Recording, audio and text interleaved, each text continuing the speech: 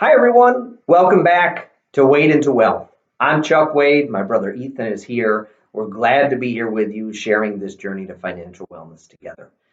This week, a little bit of a different path we're going to take. We're going to talk about something that's a little more personal to the two of us and someone that was very important to us that we recently lost. And that was our grandfather, Ray Follaco, who was just shy of 92 years old. Correct? He was 91? He was 91. Would have been 92 on Christmas Day this year. Yeah. So there's not a lot of financial knowledge or perspective that's going to come through on this one. So if that's not something you want to stick around for, completely understand. We'll be back next week with more regularly scheduled programming. But we thought it was important to take a couple of minutes to honor Gramp, as we called him, because the reality is that we're probably not in this business if it's not for him. I don't think so. No. Yeah. And so, our grandfather, who we called Gramp, was someone that was not shy to give advice from time to time. No. He would give you even He'd give when you you advice. didn't want it. Yeah. Probably to some of his siblings as well. They would admit that he was willing to give advice even when it was unwanted. But so how did he help us get into this business? I think we can talk about some of the advice that he's given us in a little bit. But when we were kids, Worst Christmas gifts ever. and birthday gifts. Yeah, they were terrible. We get this As a manila envelope that he had His really handwriting. had great handwriting. I don't even know how you would. He took a almost long like time to write. calligraphy. It almost Yeah. looked like calligraphy. That he would just have this beautiful, incredible penmanship. Would have our name on the front, and it would be a mutual fund stock certificate. So our gift was a piece of paper. Not a toy. As a kid, I think we both would have rather had a toy, a game of some sort, but Didn't like it. we got a piece of paper. At the time, we didn't like it. Yeah. But fast forward to I was probably a freshman or no, I was living off campus at Brockport at the time. I remember signing some things. I had to email the financial advisor a picture of I think my license. When we took that money and started to pull it together and invest it together, and that got us interested in business. It got us interested in finance, and at the time, a gift that was certainly our least favorite, and we would have preferred almost anything else in the world, ended up defining the career path that we were going to take and where we were going to take our life. He was very fond. He owned stock in home properties. And I always remember him saying, Charles, home properties. I own stock in home properties. That's a great company. And it was a good company. But I just always remember him talking about that. And, I think something that is important, and I talk about this with clients too, is that those gifts which he gave us, we each use. And at points of our life, when I was working in television, I was in Charlottesville, Virginia. I had an offer to come work at Channel 13 in Rochester.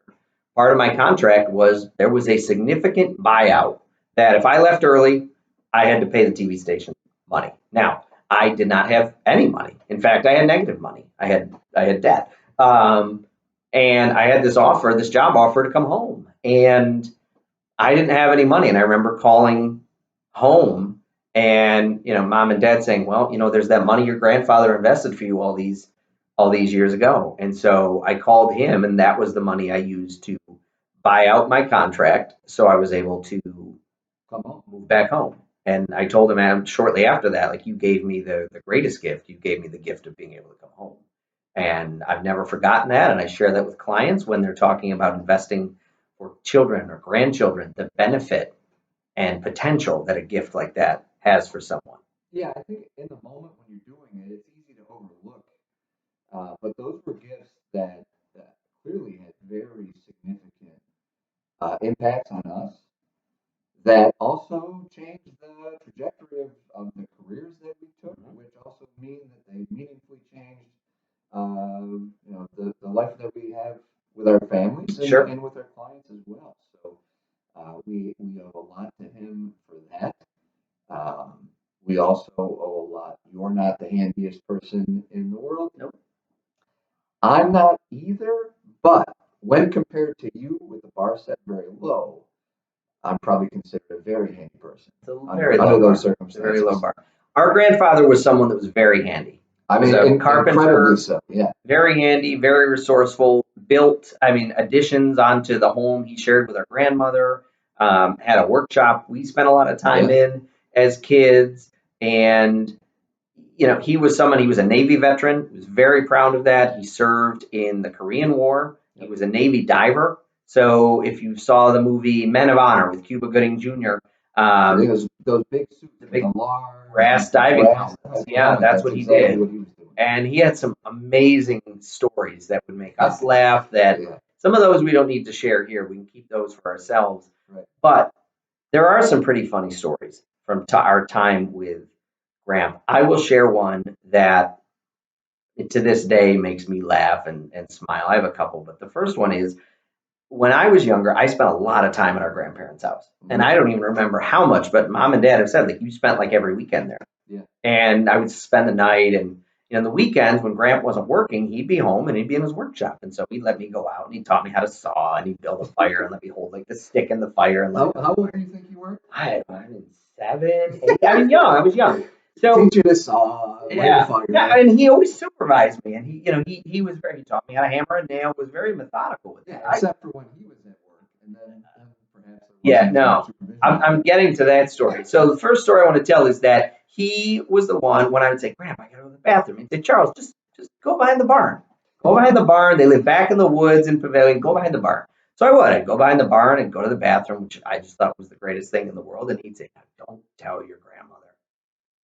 First thing I did. The first thing you did? Sprint up that driveway. Granny, Grandpa, let me go to the bathroom in the woods. I don't recall her probably loving that. Not thrilled. I'm sure but that and that's a story that to this day would make him shake with laughter when we talked about it. I think that was one thing that I remember of him, and I love this, is that when he would laugh, his whole body would laugh. Laughed with his whole body. I could still see him. Eyes closed, just shaking, his shoulders hunched over and laughing. That's a great image. I'm glad I have that image of him. And I don't know about anyone who has laughed with their body more than Grant did. But he loved telling that story of you because of how quickly and instantly after he told you not to tell Granny. Oh yeah, no, she knew. She knew immediately, which was hilarious. The other one that I just find, it's funny to me, and you didn't know this, mom and dad didn't even know this until recently, is that when I was younger, I'm 5 years older than you. So 5.5. Okay.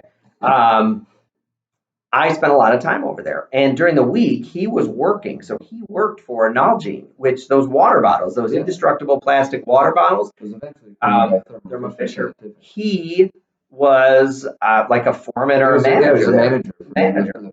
So he would go to work during the day. So during the week, if I was sick or something, I'd go spend the day with Granny. She wasn't very mobile.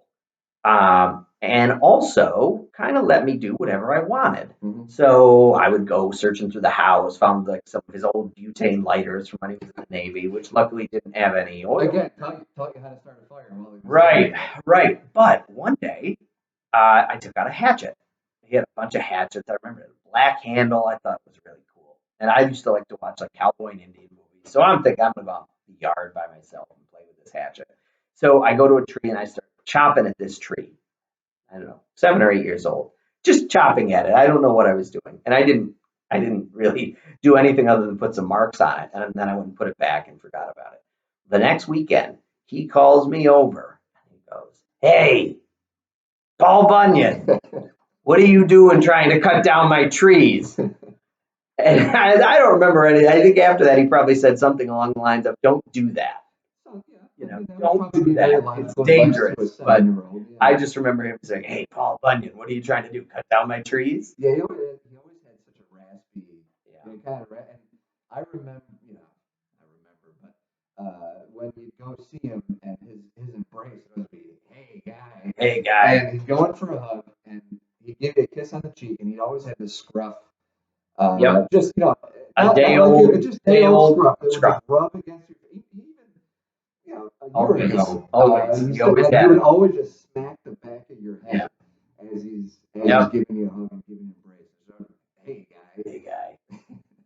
But he, yeah, I think one of the stories that I remember the most. I don't know how. I must have been. You would have been in Virginia. This was when he was living in Batavia, at Birchwood Apartments. Yeah. And so you got to do a lot of that stuff with him. Yeah. He would make like these model ships and put them in a bottle, where you would have to pull the strings, and 'cause obviously you can't put the put together ship in through the neck of the bottle. He would make a lot of those, and I loved doing that with him.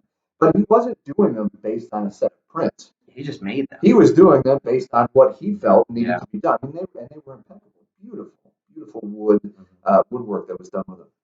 And so he was doing this really big one, which is in the office that I have at my house. And so I was over one day helping him with that, and he needed me to paint it because this was when his tremor started. Yeah. And so he couldn't paint. I think he got afraid. He probably had tried. Yeah. And he was getting a little frustrated with the lines that he was doing. So he wanted me to come over to paint the hull of the ship, which I was happy to do that. And so while we're doing this, inhaling all these fumes of, his Sure. oil-based paint that probably was a good 20, 30 years old. Not probably. Not probably. And so he, always willing to give his advice, was telling me about how important it is that you have to smell good. Because women like it when you smell good. So he was going on and about how the reason, you have to smell good, and the key to that is you got to have good soap. You have to have good quality soap that you shower with so that you just smell good throughout the day. And, the subtle, he's just going, and I'm trying to paint the hull of the ship. And so now I'm thinking, are you telling me this because I smell, or are you just giving me, I didn't think I smelled. Unsolicited. You're just giving me unsolicited, which I think is exactly what he was doing. Yes. I didn't smell bad.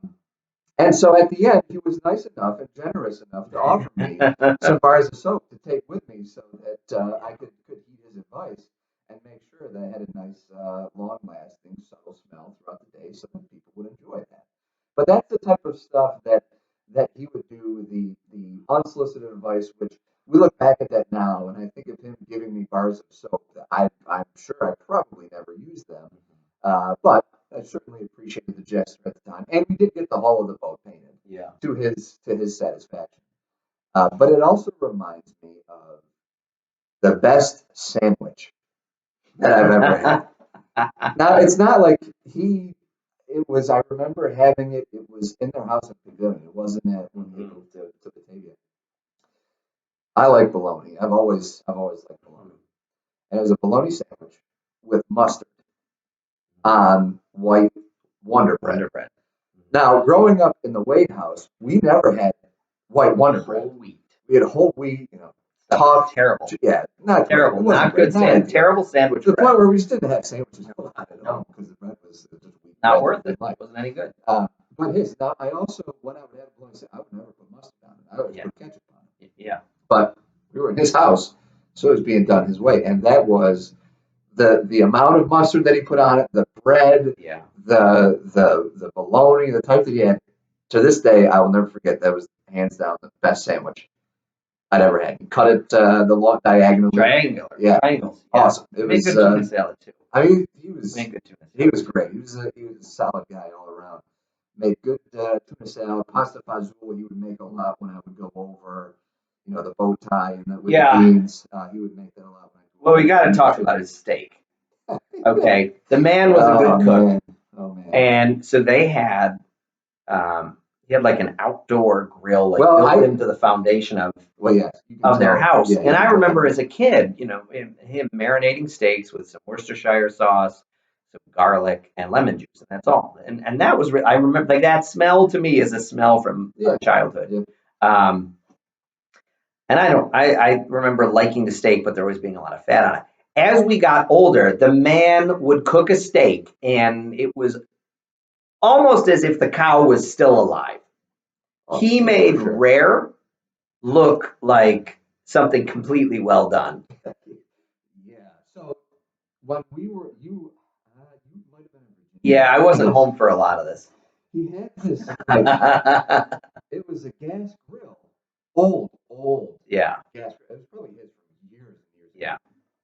Most things were his from years and years and years. He didn't like to throw stuff out. Even to like the canned goods that he would have in his house, Mom would go over and she's like, Dad, this is 5 years expired. If they're not dented, the can's not bulging. It's fine. They're not It's expired. perfectly fine. That was his method of operation. If the can wasn't bulging, it was still fine. The expiration date was merely a suggestion Didn't matter to the workers at the store. Yep.